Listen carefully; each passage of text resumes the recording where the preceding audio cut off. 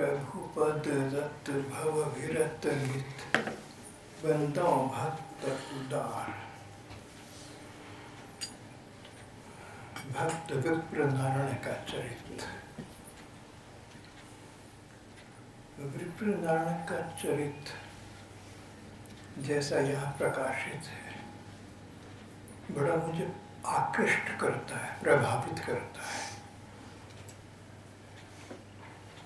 अगर भगवान के भजन में लग जाओ, अगर भगवान का स्मरण करो, भगवान के प्रति समर्पण का भाव हो जाए और कोई पूर्व कर्म ऐसे आए बाधा डालने वाली, कोई पतन हो जाए, किसी प्रकार का कोई अवरोध बीच में आ जाए, तो उससे भगवान स्वयं हमारी रक्षा करती है। भगवान के प्रति भाव होना चाहिए, समर्पण का भाव। भाव ये कि भगवान हम तुम्हारे हैं, जैसे भी हैं तुम्हारी शरण में हैं, तो फिर जैसे भी हम हैं वैसे को भगवान स्वीकार कर लेते हैं। विप्र नारायण एक चरित्रहीन कन्या के सौंदर्य जाल में फंस गए। वो पैसा चाहती थी, वे पैसा न रहा, उसने इनका तिरस्कार करना आरंभ कर दिया। ये उसमें आसक्त हो चुके थे, उसके बिना रह न सकते थे। जब भगवान ने देखा कि मेरा भजन करता था पर बीच में कोई ऐसे संस्कार आ गए जिससे इसका एक प्रकार का चारित्रिक पतन हो गया, जब तक वो पुंश्चली, जब तक वो कन्या इसका आदर नहीं करेगी, तब तक इसके मन को चैन नहीं मिलेगा। तो ब्राह्मण के विप्र नारायण के सेवक बनकर उसके पास गए, कहा कि तुझे मेरे स्वामी ने बुलाया है, और स्वर्ण उसको स्वामी की ओर से दिया, इसलिए कि वो कन्या इनसे प्रसन्न होकर इनको अपने पास बुला ली, तो इनके मन को चैन मिलेगा। सेवक बन गए।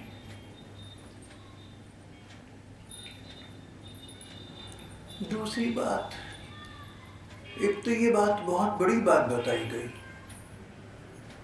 भगवान का भजन करता है, भक्त है, उनमें लग चुका है, फिर भी किसी कन्या की माया जाल में फंस गया और इतना आसक्त हो गया कि कन्या न चाहे इनका आदर करना, तो बेचैन हो जाए इसका मन। तो कन्या को इसकी ओर आकृष्ट करने के लिए भगवान सेवक तक बन गए। ये अद्भुत विचित्र बात है। जैसे कोई माँ देखे कि मेरा बेटा किसी कन्या के मोह जाल में ऐसा फंस गया कि अवसाद का, डिप्रेशन का शिकार होने लगा। माँ को बात अच्छी तो नहीं लगती, पर बेटे के प्रति ऐसी ममता कि वहाँ उसकी सहायता करने के लिए भले ही इस कन्या से जाकर प्रार्थना करे, भीख मांगे।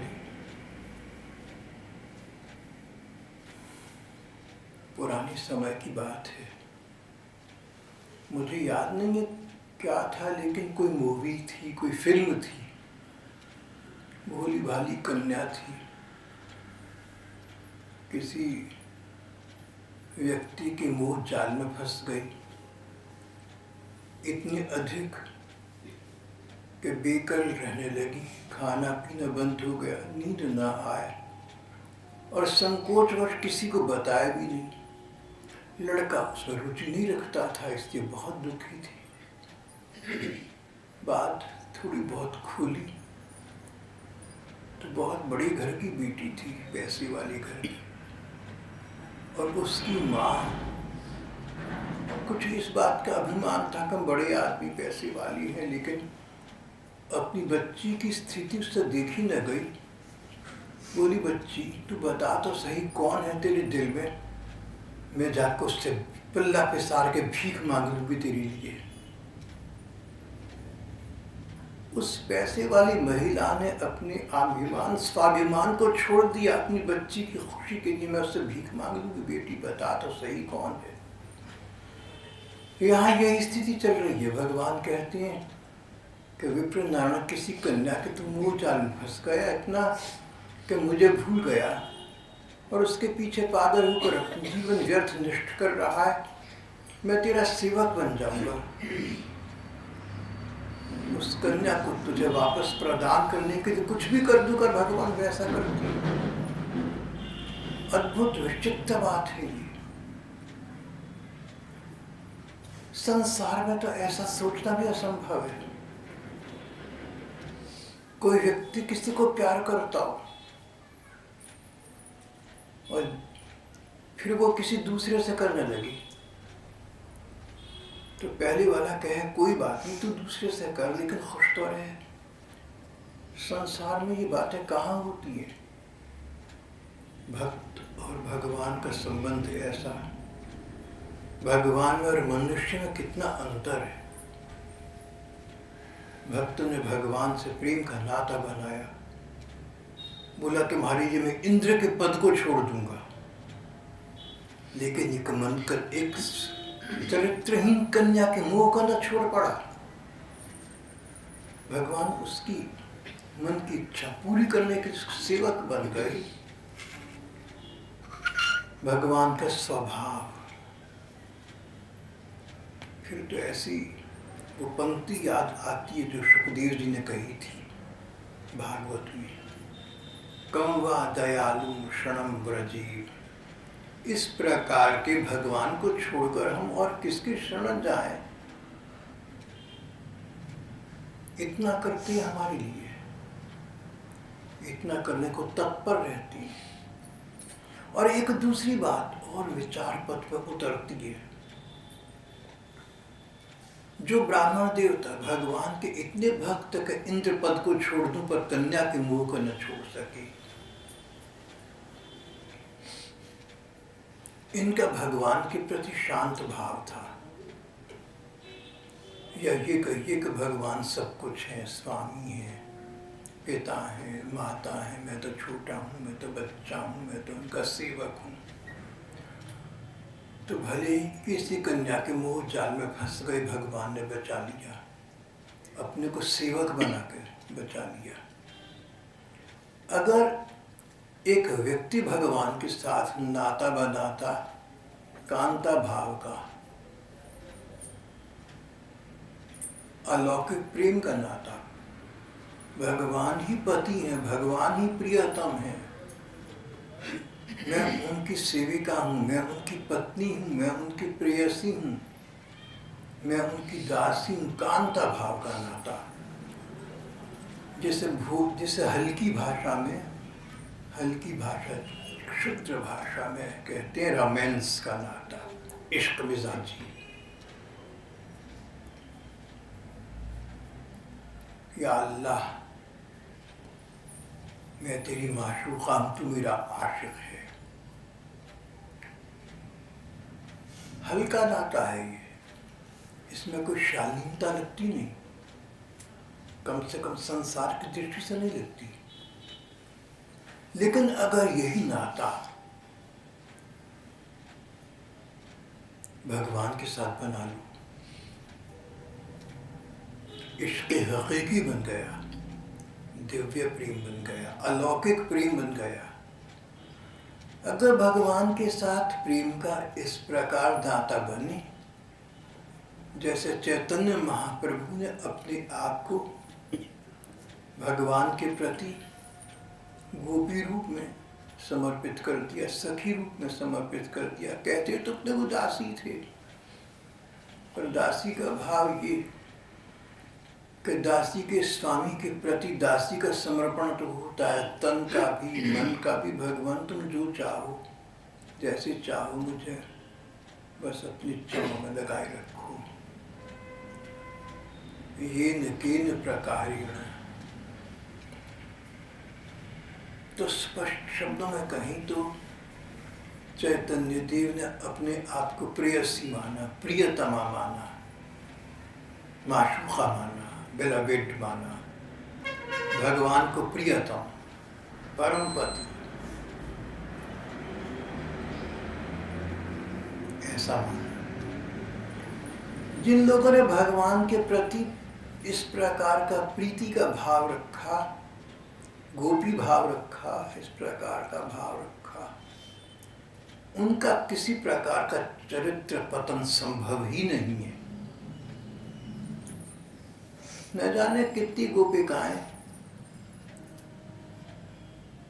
गृहस्थ में थी, उनके पति और बच्चे थे, संसार में थी और संसार में लगी हुई थी, तन लगा हुआ था संसार में, मन भगवान में। कहती थी कि हमारे पति हैं, हम इनके प्रति समर्पित हैं, क्योंकि हमारे पति परम पति भगवान की छाया है।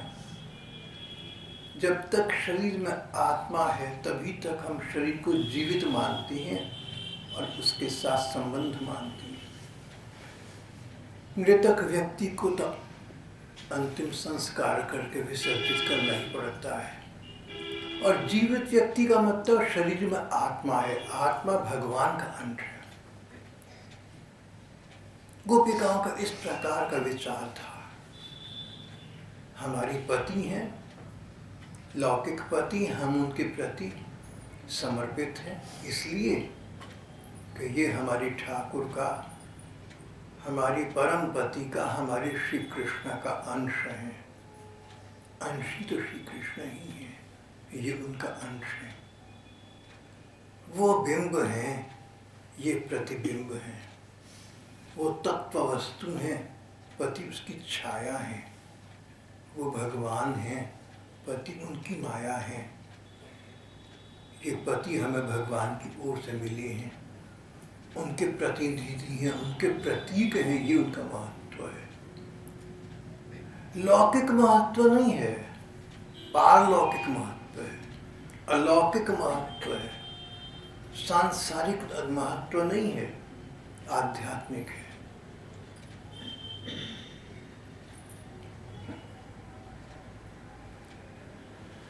जिन लोगों का भगवान के प्रति कांता भाव है, इस प्रकार का भाव है कि भगवान परम पति है, भगवान परम प्रियतम है, भगवान सर्वस्व है, हम उनके चरणों में समर्पित हैं, हमारे तन मन पर उन भगवान ही का वास्तविक अधिकार है। अंततः हमने उनके चरणों में स्थान प्राप्त करना है, उनके धाम में जाकर उनकी सेवा में रहना है। उन लोगों का पतन तो हो सकता ही नहीं। ऐसे भक्तों के लिए भागवत के 11वें स्कंद में भगवान स्वयं कहते हैं कि इस प्रकार के मेरा भक्त अगर आधी रात के अंधेरे में और आंधी पानी अंधेरे के समय कंटकाकीर्ण मार्ग पर, कांटे कीचड़ के मार्ग पर आंखें मीच कर भागा चला जाए तो भी उसको गिरेगा नहीं। आधी रात का समय, घोर अंधकार, और आंधी पानी बारिश का समय हो और भी गहरा अंधकार, और बाहर मार्ग हो कांटे कीचड़ वाला, और उस पर मेरा भक्त चलेगा, और चलेगा आंखें मीच कर, तो भी वो गिर नहीं सकता, क्योंकि बचाने वाली भगवान हो जाती है। भगवान के प्रति अपने आप को इस संबंध से समर्पित कर देना मानव जीवन का सर्वोच्च लक्ष्य है, सर्वोत्तम लाभ है, परिपूर्णता है इस संबंध में। महाप्रभु चैतन्य का संबंध यही था। 48 वर्ष के तो महाप्रभु संसार छोड़कर चले गए, अपने धाम को चले गए। 24 वर्ष तक घर में रहे। उस छोटी उम्र में उन्हें इस प्रकार की कई कन्याएं मिली जिनका भाव उनको अपनी ओर आकृष्ट कर देगा था, और जब चैतन्य के संपर्क में आई तो वो भी भगवान के प्रति भक्ति भाव वाली हो गई। न केवल चैतन्य देव उनके मोह जाल में नहीं फंसे, प्रत्युत चैतन्य देव के प्रेम पाश में वो कन्याएं ऐसी आबद्ध हुई कि उनका भी मन भगवान की ओर लग गया। प्रभु चैतन्य देव की तो बात ही क्या है, उनके शिष्य थे हरिदास। वे नकुला में एक गांव में झोपड़ी बनाकर रहते थे, वहां पर कन्या पहुंच गई, इस प्रकार की थी। इनके संपर्क में रहकर दिन रात इनसे उसने नाम जप सुना, हरि राम राम राम हरि हरि, हरे कृष्ण कृष्ण कृष्ण हरि हरि, हरे कृष्ण कृष्ण कृष्ण हरि हरि। उसकी बुद्धि पलट गई, मन बदल गया। और जब इन्होंने आंखें खोलकर देखा तो इनके चौं में गिर पड़ी, आप मुझे शिष्या के रूप में स्वीकार कर लीजिए। भगवान, जो वस्तु आपको प्राप्त है मुझे उसका पथिक बना दीजिए। और उच्च कोटि की भक्त होकर संसार से चली गई। अनेक ऐसे उदाहरण, एक नहीं, जहां जहां आप ऐसी बातें पढ़ते हैं कि उच्च कोटि का साधु था पर किसी कन्या के सौंदर्य जाल में फंसकर भगवान को भूल गया। आप ध्यान से देखिएगा, वो सब भक्त जिनका इस प्रकार पतन हुआ या तो निराकार उपासक थे, निराकार भगवान की पूजा करने वाले, तेजोमय रूप की सेवा करने वाले, साकार भगवान से उनका नाता नहीं जुड़ा। श्री कृष्ण के सौंदर्य का ध्यान उन्हें नहीं आया। जितने रसोपासक हुए, जो श्री कृष्ण के प्रति आकृष्ट हुए, उन भक्तों का पतन कभी कहीं नहीं हुआ, न किसी पुराण में, न कहीं हमारे कलयुग के इतिहास में। विप्रनारायण थी, ब्राह्मण कुल में जन्मी, अच्छे ग्रंथों का अध्ययन किया, बचपन से भगवान में लगे हुए थे। कहते थे, भगवान तुम्हारे सामने मुझे इंद्र का पद भी नहीं चाहिए। बड़े ज्ञान वैराग्य की बातें सोचते और मन ही मन भगवान से कहते थे। उन्होंने जो थोड़ा बहुत पैसा पहले उनके पास था उसको बेचकर एक वाटिका, एक बगीची बनवा ली,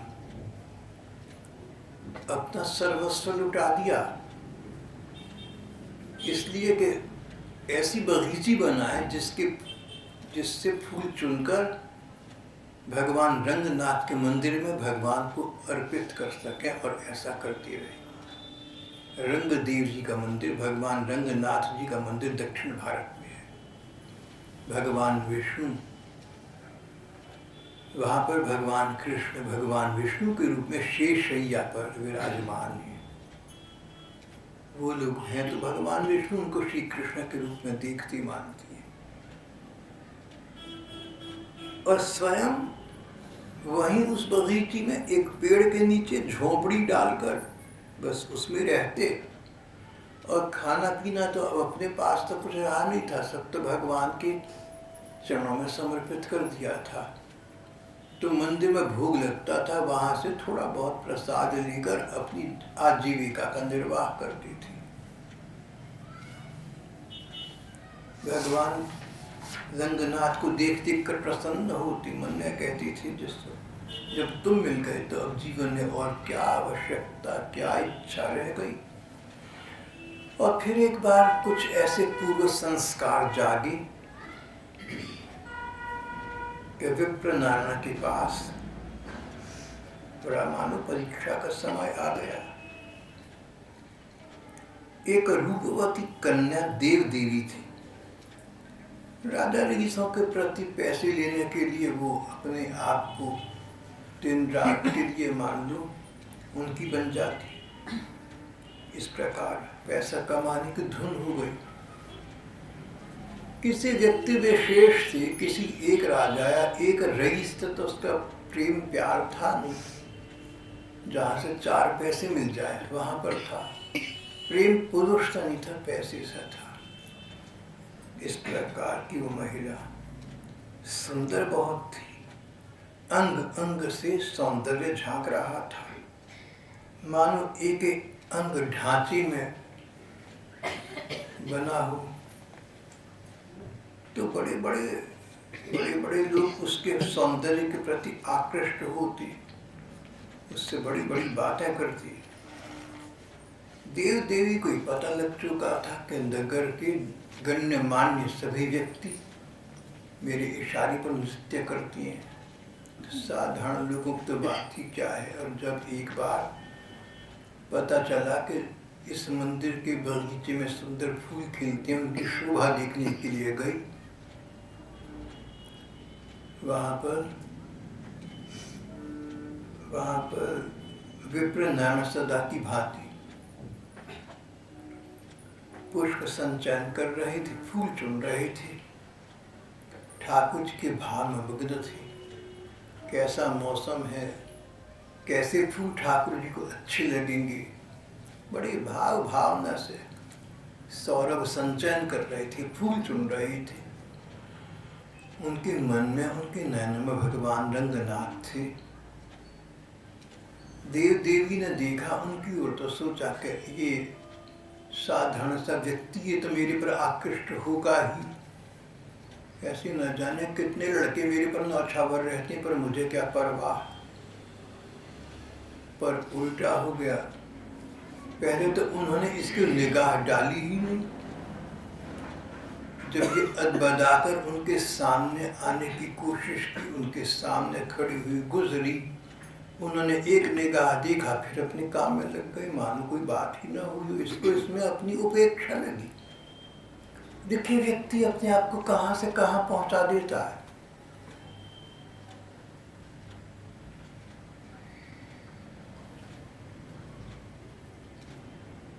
अब उसके मन को ये मोह हो चुका था, ये भ्रम हो चुका था, ये मद, ये अहंकार हो चुका था कि रूप सौंदर्य के आमने बड़े बड़े राजा रईस झुक जाते हैं, मेरे इशारे पर नृत्य करते हैं, साधारण पुरुषों की तो बात ही क्या है। और यहाँ पर उसने देखा एक गरीब आदमी, अति साधारण व्यक्ति, उसके दृष्टिपथ में आई, उसने ध्यान भी न दिया, मानो कोई बात ना हो, उसको अपना निरादर लगा, उसको अपनी उपेक्षा लगी। विचित्र है संसार और मानव मन। उसको बुरा लगा, उसको अपमान लगा, क्योंकि उसका मन इस स्तर पर पहुंच चुका था, सभी उससे आकृष्ट होती हैं, इसलिए उसको अपना अपमान लगा। उसके साथ उसकी बहन थी, बोली देखियो, मैं इस ब्राह्मण कुमार को अपने रूप के पाठ में बांध कर दिखाऊंगी। अब देखो बहुत समझदार भगत आदमी है, कुछ नहीं कर सकेगा। अब मन में कोई दुरभिसंधि आ जाए तो बुरे विचारों को पूरा करने का समय थोड़ी जल्दी आ जाता है। एक दिन देव देवी ने, उस कन्या ने एक सन्यासिनी का रूप धारण किया। विप्रजन के झोंपड़े के आगे जाकर तब खड़ी हुई जब जोर की बारिश पानी थी। बोली महाराज मेरी करुण कथा सुन दीजिए। बोले देवी तुम्हारा इस समय यहाँ निकलना उचित नहीं है, तुम घर चली जाओ। बोली आप बात तो सुन दीजिए। मेरी माँ मुझे पैसे लेकर परपुरुषों के पास भेजना चाहती है, इस प्रकार धन कमाने के लिए बाध्य करना चाहती है, पर मैं आपकी शरण में आ गई। आप इस जीवन से, इस कलंकित जीवन से मुक्त रखने के लिए मुझे शरण दे दीजिए। इसी वृक्ष के नीचे पड़ी रहकर आपके बगीचे की रक्षा करूंगी, भगवान के लिए सुंदर हाथ गूंथूंगी। झूठ बोला उसने, देखिए, और भगवान का नाम लिया। जानती थी कि भगवान का नाम दूंगी तो ये भगवान की सेवादार मुझे समझ कर दो, भगवान के सुंदर हार गूंथूंगी, आपकी जूठन पाकर अपना जीवन व्यतीत करूंगी।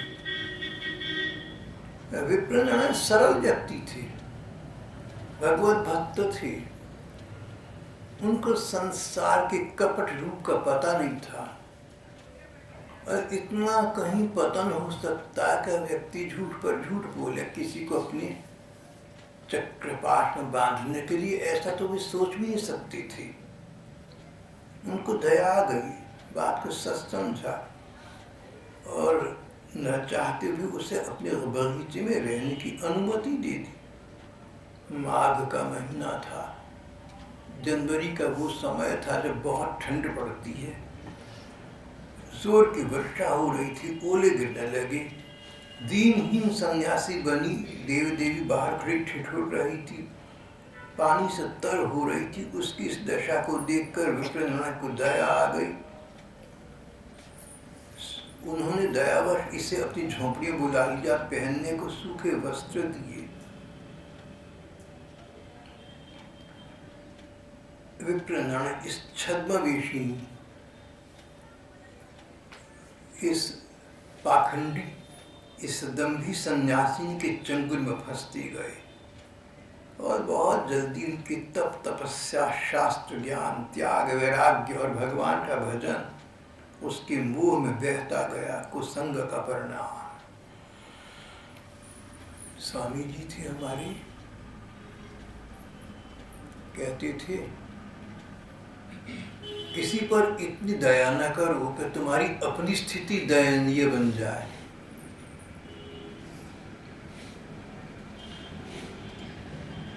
एक धर्मनुकूल ने कहा कि इतना दान न करना कि स्वयं भिखारी बनकर रह जाओ।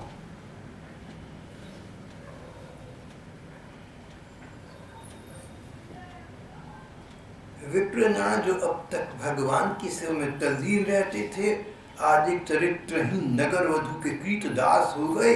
देव देवी ने उनका पैसा रुपया छीनने के बाद अस्थि प्रकट कर दिया, अपने स्थान को चली गई। विप्रेंद्रनाथ प्रतिदिन खिंचे उसके घर जाने लगे। उनके गुण, उनका भक्ति भाव सब कुछ स्वाहा हो गया। यहाँ बताते हैं कि भक्तों के भक्त भगवान है, भक्त भगवान के भक्त, और भक्तों के भक्त स्वयं भगवान बन जाते हैं। भगवान को ये देखकर दया आई कि मेरा भक्त बेचारा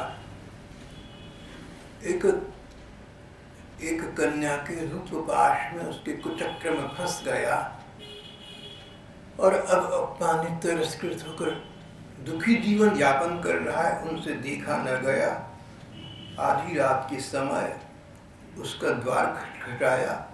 बोले, मुझे विप्रेंद्रनाथ जी ने आपके लिए सोने का थाल देकर भेजा है।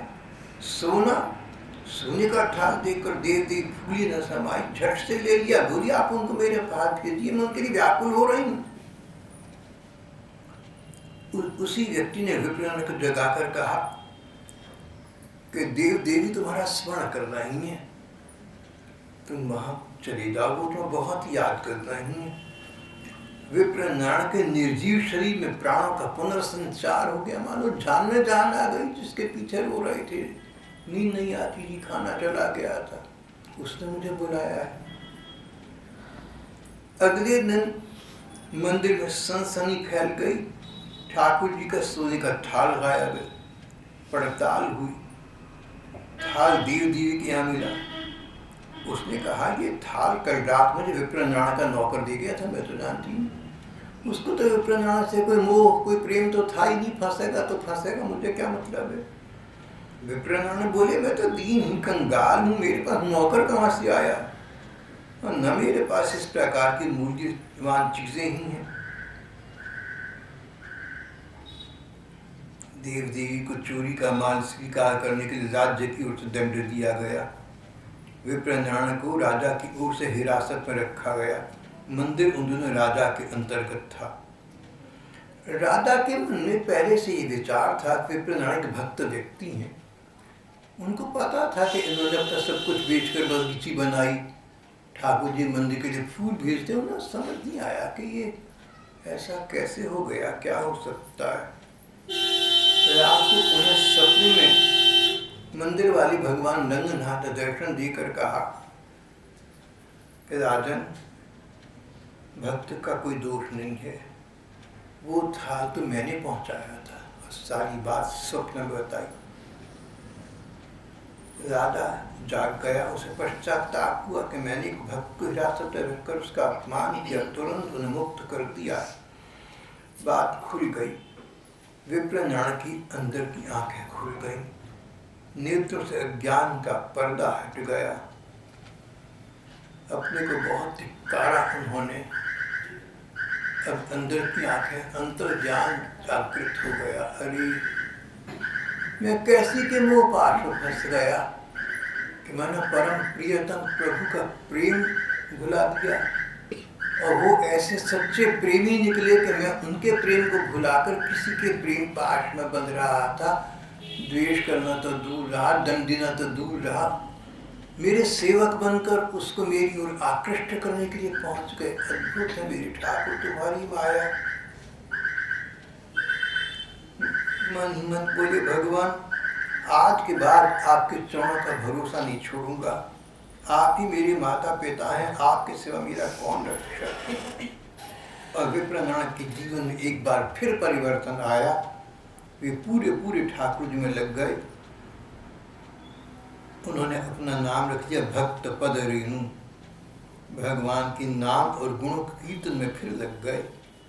देव देवी को भी ये सारी बात पता लग चुकी थी, अपने पाप में जीवन से घृणा हो गई। उसने अब तक की कमाई सारी संपत्ति मंदिर को भेंट कर दी, सब कुछ त्याग कर वैरागन हो गई, ठाकुर जी की सेवा करने लगी। इस प्रकार भक्त पद रेणु, विप्रनयन और उनकी प्रेयसी देव देवी दोनों भगवान के प्रिय भक्त हो गए। विप्रनयन का तो जीवन पूरा ठाकुर प्रेम में खोया हुआ व्यतीत हुआ, जिसके साथ इतनी बड़ी घटना हो गई, ठाकुर जी मेरा सेवक बनकर गए। उनका तो सदा सदा के लिए रूपांतर हो गया, कायाकल्प हो गया, सदा सदा के लिए अनंत अनंत काल के लिए भगवत चरणों में मानो लवलीन हो गए। ये हमारा आज का प्रसंग बहुत अच्छी शिक्षा देता हुआ समाप्त हो जाता है। भगवान भक्तों की एक बार भगवान का झूठ मूठ आश्रय ले लो तो वो सेवा सहायता करते हैं, और कहीं उनके प्रति कांता भाव हो तब तो स्वयं सेवकाई करने को तत्पर हो जाते हैं, पर भक्त की रक्षा करते ही करते हैं और सारी संसार से उसको सम्मान प्रदान करा देते हैं। यहाँ ये प्रसंग समाप्त हो जाता है।